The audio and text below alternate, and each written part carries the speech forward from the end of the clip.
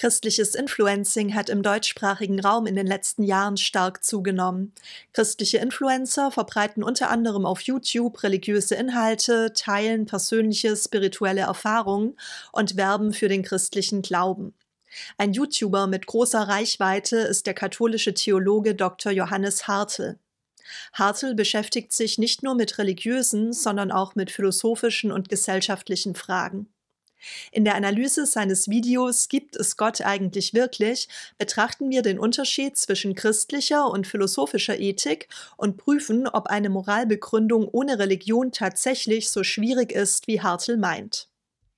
Johannes Hartl ist katholischer Theologe, Speaker, Autor und Gründer des Gebetshauses Augsburg. Auf seinem YouTube-Kanal behandelt er religiöse, philosophische und gesellschaftliche Themen.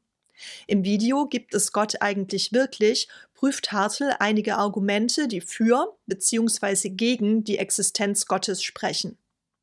Zu Anfang nennt Hartl 3 Argumente gegen Gott. Es gibt keine Beweise dafür, dass Gott existiert, es gibt viel Leid und Unrecht in der Welt und Religionen haben die Welt nicht besser gemacht. Alle 3 Argumente versucht er anschließend zu entkräften. Im Hauptteil des Videos beschäftigt sich Hartl mit 3 Argumenten für die Existenz Gottes. Er benennt die große Schwäche des Atheismus und behauptet, dieser könne zentrale menschliche Fragen nicht beantworten. Auf die Fragen, warum gibt es etwas und nicht nichts, was ist der Sinn von allem und wie sollen wir leben, könne der Atheismus nicht nur keine Antwort geben, sondern nicht einmal erklären, warum wir diese Fragen überhaupt haben. Der Glaube an Gott liefere hingegen eine sinnvolle Antwort auf diese Grundfragen. Als zweites Argument führt Hartl an, dass die Existenz Gottes eine Erklärung für religiöse Erfahrung sei. Die religiösen Erfahrungen von Milliarden von Menschen auf der ganzen Welt ließen sich am sinnvollsten durch die Existenz Gottes erklären. Das dritte Argument ist, dass Religion Ethik begründen könne. Ohne Religion stünde der Weg zu einem moralischen Relativismus offen, in welchem alles erlaubt sei. Hartl skizziert außerdem die Pascalsche Wette, nach welcher es spieltheoretisch besser sei, an Gott zu glauben als nicht. Dann umreißt er die Frage, ob wir ethisch verpflichtet seien, in Solidarität mit den Leidenden an Gott zu glauben. Diese hätten nämlich in ihrem Leben keine Gerechtigkeit erlebt und fänden es dementsprechend schrecklich, wenn es keine ewige Gerechtigkeit, keinen Gott und damit keinen Trost gäbe. Am Ende beschreibt der Glauben als einen heroischen Weg, der im Kontrast zu einem Leben steht, in dem man einfach nur das tut, wozu man gerade Lust hat. In meiner Analyse werde ich mich auf das dritte Argument für die Existenz Gottes sowie den Schlussteil des Videos konzentrieren. Falls dich das Thema Religion und Religionskritik genauer interessiert, schau dir gerne meine Playlist zu diesem Thema an. Religion hat den großen Vorteil, dass sie Ethik begründen kann. Dostojewski hat gesagt, wenn es Gott nicht gibt, ist alles erlaubt. Ich weiß nicht, ob das stimmt, aber zumindest ist schwer zu argumentieren, warum sowas wie Ethik gelten soll. Wenn du sagst, hey, sei ein guter Mensch und töte niemanden, kann ich fragen, warum soll ich niemanden töten? Und vielleicht finde ich es gut oder vielleicht darf meine Gruppe von Menschen andere Gruppen von Menschen töten. Wir Menschen können ohne Ethik nicht leben. Wir haben auch ganz starke Intuitionen, dass es Gut und Böse gibt. Die Frage ist, woher das kommt, wenn Ethik in echt nichts anderes ist als angelerntes Gruppenverhalten. Weil wenn es angelerntes Gruppenverhalten ist, dann kann ich es ja verlernen oder ich kann es umlernen und dann kannst du sagen, am Schluss ist dann vielleicht doch alles erlaubt. Ich glaube, eine der Stärken von Religion ist, dass sie Ethik begründen kann und auch eine Antwort auf die Frage geben kann, warum wir Ethik überhaupt haben. Hartl behauptet hier, dass es ohne Religion schwierig sei, eine Ethik zu begründen. Ohne Religion hätte man Schwierigkeiten, beispielsweise die Frage, warum soll ich niemanden töten, zu beantworten. Zudem unterstellt er, dass eine Ethik ohne Religion nichts anderes sei als angelerntes Gruppenverhalten und deutet an, dass ohne Gott alles erlaubt sei. Betrachten wir diese Behauptungen einmal genauer und klären zunächst ein paar wesentliche Begriffe. Wenn Hartl von Ethik spricht, meint er wahrscheinlich Moral. Die beiden Begriffe werden umgangssprachlich oft synonym verwendet, bezeichnen im modernen deutschen Sprachgebrauch aber kategorial verschiedene Dinge. Moral bezeichnet die Gesamtheit von Normen und Werten, die das persönliche Handeln oder zwischenmenschliche Verhalten in einer Gesellschaft bestimmen und als verbindlich akzeptiert werden. Die Moral sagt uns, welches Handeln als gut gilt und welches als schlecht. Ethik ist die Wissenschaft von der Moral. Ethik wird daher auch Moralphilosophie genannt. Die deskriptive Ethik macht wertfreie Aussagen über bestehende Moral. Sie beschreibt Moralsysteme und erklärt ihre Entstehung. Hartls Beispiel, Moral als angelerntes Gruppenverhalten, wäre eine Aussage der deskriptiven Ethik. Die evolutionäre Ethik behauptet beispielsweise, dass moralisches Verhalten entstand, weil es evolutionäre Vorteile bot. Die normative Ethik hingegen begründet und bewertet Moral. Sie formuliert selbst moralische Urteile und fragt danach, warum bestimmte Werte und Normen gelten sollen, warum ein bestimmtes Handeln gut ist und ein anderes schlecht. Sie liefert eine Antwort auf die Frage, welche ist die richtige Moral oder was soll ich tun? Moral lässt sich entweder religiös, beispielsweise christlich, oder philosophisch begründen. Demzufolge unterscheidet man die christliche und die philosophische Ethik.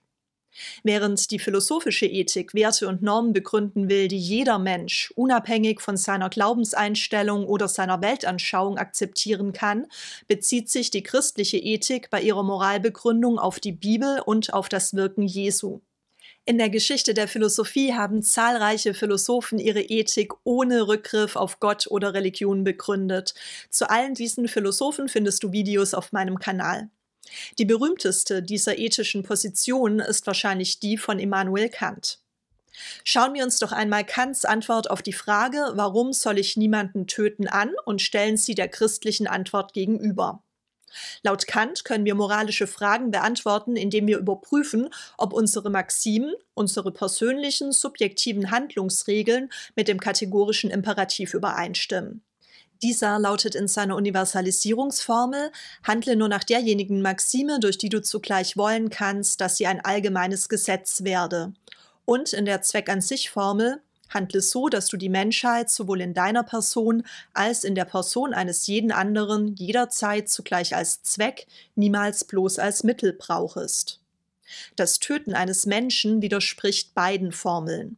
Weder kann ich wollen, dass meine persönliche Handlungsregel, ich töte jemanden, als allgemeines Gesetz gilt, noch behandle ich einen Menschen gleichzeitig als Zweck an sich, wenn ich ihn töte. Kants Antwort auf Hartls Frage würde, je nach Formel des kategorischen Imperativs, entweder lauten: Weil ich die Maxime, ich töte jemanden, nicht als allgemeines Gesetz wollen kann, beziehungsweise weil ich einen Menschen nur als Mittel und nicht gleichzeitig als Zweck an sich benutze, wenn ich ihn töte. Kant stellt also keine konkreten Regeln auf, die der Mensch befolgen muss. Der kategorische Imperativ ist ein formales Prüfverfahren, mit welchem der Mensch seine geplanten Handlungen auf ihre Moralität hin überprüfen kann.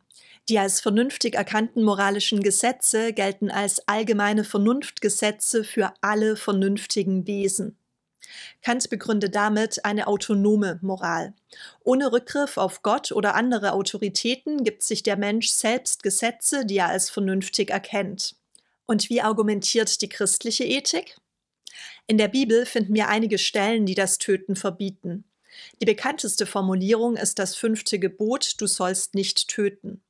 Das hebräische Wort Rassach, das hier mit töten übersetzt wurde, bezeichnet allerdings nur eine bestimmte verbrecherische Form des Tötens, die dem Willen Gottes widerspricht. Andere Formen des Tötens sind daher im Alten Testament erlaubt: das Töten von Tieren für Nahrung und zu Opferzwecken, das Töten von Menschen aus Notwehr, im Krieg und bei der Vollstreckung der Todesstrafe. Das 5. Gebot leitet sich ab aus der Gottesebenbildlichkeit des Menschen. Menschliches Leben gilt als heilig und jedes Verbrechen gegen das menschliche Leben richtet sich gegen Gott selbst. Im Neuen Testament fasst Jesus die 10 Gebote mit dem sogenannten Doppelgebot der Liebe zu Gott und zum Nächsten zusammen. Auch das Gebot der Nächstenliebe verbietet das Töten. Im Unterschied zu Kants Ethik begründen Christen das Tötungsverbot nicht mit einem Gesetz, das sie sich aufgrund ihrer Vernunft selbst gegeben haben, sondern mit einem Gebot Gottes. Die christliche Antwort auf Hartls Frage lautet daher: Weil es ein göttliches Gebot gibt, welches mir verbietet zu töten. Eine solche Moral ist heteronom, fremdbestimmt. Eine äußere Instanz, in diesem Fall Gott bzw. die Religion, legt die Normen fest, an welche sich der Mensch halten muss. Die Missachtung dieser Normen wird bestraft. Zwar postuliert auch Kant einen Gott und lehnt Kirche, Religion und Glauben nicht ab. Moral muss seiner Ansicht nach aber autonom sein. Sie muss unabhängig von religiösen Vorgaben und allein durch die Vernunft bestimmt sein. In Kants Vernunftreligion geht es nicht um Erlösung, Gebete oder Beichte, sondern um den moralischen, guten Lebenswandel. Aus dem Postulat Gottes leitet sich bei Kant nicht der Glaube an einen personalen christlichen Gott ab. Schreibe mir gerne in die Kommentare, wenn dich Kants Religionsphilosophie genauer interessiert. Wir sehen, entgegen Hartels Behauptungen kann Kants Ethik ohne Religion eine Moral begründen, welche gerade kein angelerntes Gruppenverhalten darstellt, sondern autonom und vernünftig ist. Zudem liefert sie eine sehr gute Antwort auf die Frage, warum soll ich niemanden töten? Dasselbe gilt auch für andere philosophische Moralbegründungen. Eine nicht religiös begründete Ethik impliziert keinen moralischen Relativismus und noch viel weniger, dass alles erlaubt ist. Dass selbst ein erklärter Atheist eine Moralbegründung liefern kann, die weder relativistisch ist, noch das Töten gutheißt, beweist unter anderem Schopenhauers Mitleidsethik. In Über die Grundlage der Moral schreibt Schopenhauer: Dem Volke wird die Moral durch die Theologie begründet als ausgesprochener Wille Gottes. Die Philosophen hingegen, mit wenigen Ausnahmen, sehen wir sorgfältig bemüht, diese Art der Begründung ganz auszuschließen. Ein Handeln, welches nur durch angedrohte Strafe und verheißene Belohnung motiviert wurde, ist für Schopenhauer nur scheinbar moralisch und beruht im Grunde auf Egoismus. Mit Verweis auf Religionskriege, Kreuzzüge, die Ausrottung der Ureinwohner Amerikas, Sklaverei, Ketzerverfolgungen und die Inquisition stellt Schopenhauer fest, dass die Wirkung von Religion auf moralisches Handeln recht gering sein muss. Schopenhauer hält nicht religiöse Gebote, sondern Mitleid für die einzige nicht egoistische und damit echte moralische Triebfeder. Der Grundsatz seiner Ethik lautet: Verletze niemanden, vielmehr hilf allen, soweit du kannst. Jedes andere Moralprinzip sieht er als eine Umschreibung dieses einfachen Satzes. Dieser Grundsatz verbietet, ebenso wie die kantische Ethik, das Töten anderer Menschen und bezieht darüber hinaus auch Tiere in die direkte moralische Berücksichtigung ein. Schopenhauer versteht seine Ethik übrigens als deskriptive Ethik. Er möchte keine moralischen Vorschriften machen, sondern menschliches Handeln beschreiben und erklären. Schau dir gerne meine Videoreihe Schopenhauer an, wenn dich dieses Thema genauer interessiert. Den Link findest du in der Infobox. Ich glaube, dass ein Argument auch nicht stimmt, das sagt, ja, Glaube, das ist halt was für Menschen, die schwach sind, die brauchen den emotionalen Trost. Weil ich denke mir, wenn du nicht an Gott glaubst, hast du eine andere Art von emotionalen Trost. Nämlich den emotionalen Trost, dass du tun kannst, was du willst. Also ich finde es gar nicht so heroisch, den Atheismus, weil letztendlich heißt es ja, du bist dein eigener Gott, du kannst tun, was du willst, weil wenn es Gott gibt, dann müsste ich mir die Frage stellen, Mist, wie sollte ich denn leben? Gibt es denn vielleicht irgendwelche Gebote? Ist ja auch unbequem. Also meinen Narzissmus, meinen Größenwahn bedroht Glaube an Gott viel mehr als so ein einfacher Atheismus. Deswegen glaube ich nicht, dass es stimmt, dass praktisch gläubige Menschen, die machen es sich so leicht. Es ist nicht leicht, Jesus zu folgen zum Beispiel. Es ist ein sehr heroischer, anspruchsvoller Weg, in den Tag reinzuleben, zu sagen, weiß ich nicht, irgendwann sterben wir und bis dahin haben wir Spaß, finde ich eine viel weniger heroische Haltung, ohne dass ich die jemandem persönlich unterstellen würde. Ich glaube, viele Atheisten leben ethisch total aufrichtig und es gibt viele gläubige Menschen, die ethisch überhaupt nicht aufrichtig leben. Aber ich glaube, dass das Argument nicht stimmt, weil du es umdrehen kannst und sagen müsstest, warte mal, davon auszugehen, dass es Gott gibt, dass meine Taten zählen, dass es Gut und Böse gibt, das ist auch eine große Verantwortung. Es ist nicht unbedingt der einfachere und leichtere Weg. Hartel verbindet Atheismus mit der Ansicht, sein eigener Gott zu sein und tun zu können, was man will. Demgegenüber stellt er den praktisch gläubigen Menschen, welcher heroisch handelt und Jesus folgt. Während der Atheist in den Tag hineinlebt, geht der gläubige Mensch davon aus, dass es Gott gibt, dass seine Taten zählen, dass es Gut und Böse gibt und übernimmt Verantwortung. Der Atheist sagt, mal sterben wir und bis da haben wir Spaß, während sich der gläubige Mensch die Frage stellt, wie sollte ich denn leben? Gibt es vielleicht irgendwelche Gebote? Hartel relativiert das schwarz-weiße Bild, das er von Atheisten und Gläubigen zeichnet, zwar immer wieder, im Kopf des Zuschauers entsteht aber dennoch ein Bild. Der hedonistische, größenwahnsinnige, unmoralische Narzisst und ihm gegenüber der regeltreue, verantwortungsvolle Diener Jesu. Bei dieser rhetorischen Technik handelt es sich um eine besondere Form des Strohmann-Arguments. Es wird eine Person mit fragwürdigen Anschauungen oder Handlungen beschrieben, die angeblich typisch für die Vertreter der gegnerischen Position, hier des Atheismus sei. Relativierungen machen diese Technik nicht weniger manipulativ. Der Zuschauer wird in die Irre geführt und misst dem Argument mehr Bedeutung bei, als es in Wahrheit hat. Nach Abzug aller Klischees, Unterstellungen und Übertreibungen bleibt nämlich nur folgende Feststellung übrig. Es gibt moralische und unmoralische Atheisten und es gibt moralische und unmoralische Gläubige. Der Unterschied zwischen dem moralischen Atheisten und dem moralischen Gläubigen besteht darin, dass der eine seine Moral ohne Rückgriff auf Gott begründet und der andere Bezug auf Gott bzw. Religion nimmt. Ob einer der beiden Wege einfacher ist, kann jeder selbst beurteilen. Der Strohmann des unmoralischen Atheisten muss auch für Hartls Schlussplädoyer herhalten, erneut verbunden mit einer Relativierung.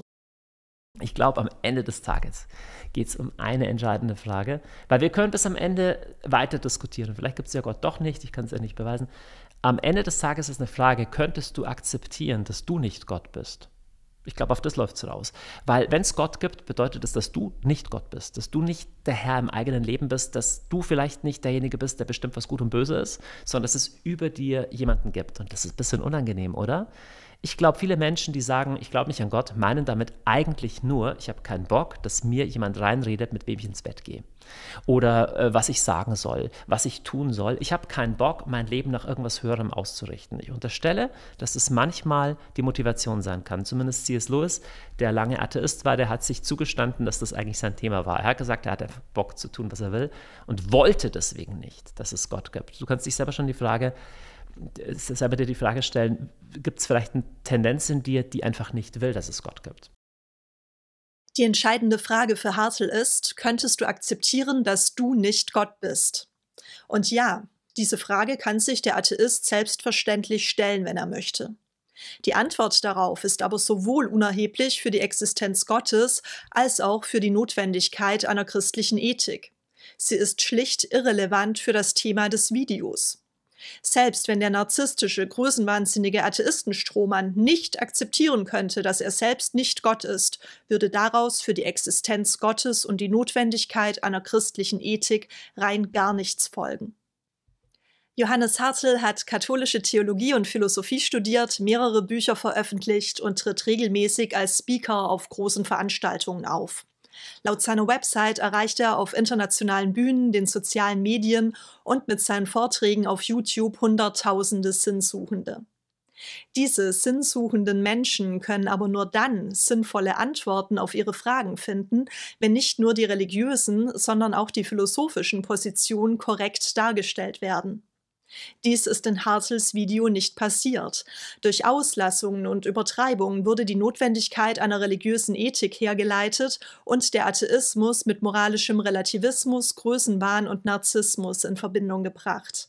Eine solche Rhetorik halte ich für manipulativ. Was können wir aus diesem Video lernen? Neben der religiösen Ethik gibt es viele verschiedene philosophische Moralbegründungen. Es ist irreführend, eine nicht religiös begründete Moral nur als angelerntes Gruppenverhalten zu beschreiben.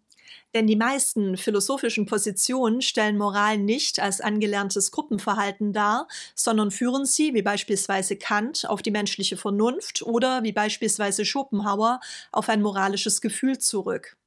Sicherlich kann man diskutieren, ob für eine Letztbegründung von Moral, also von Begriffen wie Gut und Böse, Freiheit oder Würde, ein höheres Wesen wie Gott nötig ist. Durch die stark verkürzte Darstellung im Video entstand jedoch beim philosophisch ungeschulten Zuschauer der Eindruck, eine philosophische Ethik könne Moral nicht ausreichend begründen. Eine gewinnbringende Auseinandersetzung mit dem Thema ist so nicht möglich. Gerade für eine faire Gegenüberstellung unterschiedlicher Positionen ist es nötig, alle relevanten Inhalte darzustellen und keine wesentlichen Informationen wegzulassen. Zudem sollten wir die gegnerischen Positionen ernst nehmen und selbstkritisch mögliche eigene Vorurteile reflektieren.